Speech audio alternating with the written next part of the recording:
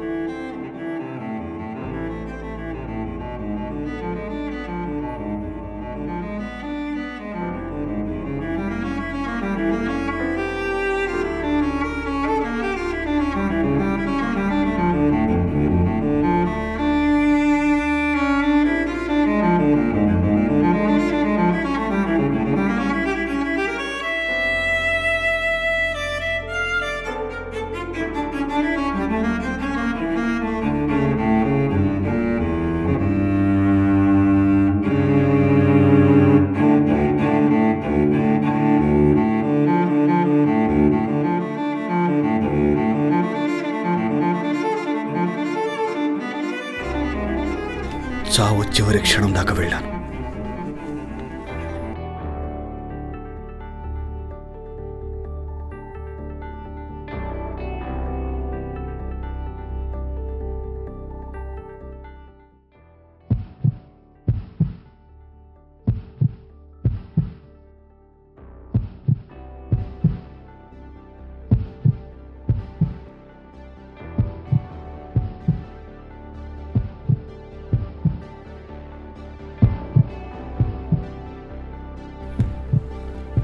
నాకు దూరమైనది నా ప్రియురాలు, నాకు దగ్గరగా వచ్చి నా ముందున్నది నా చావు.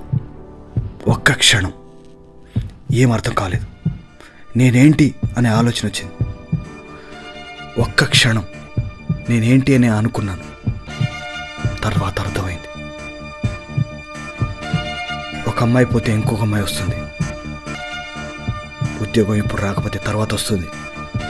కానీ కొడుకుగా మా అమ్మ నాన్న నేను చూసుకోకపోతే ఇంకెవరు చూసుకుంటారనే ఆలోచన భయం వేసింది.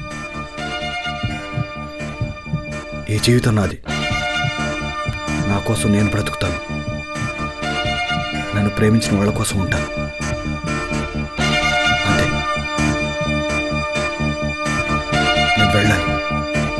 నేను వెళ్ళాలి, మా వాళ్ళని చూడాలి.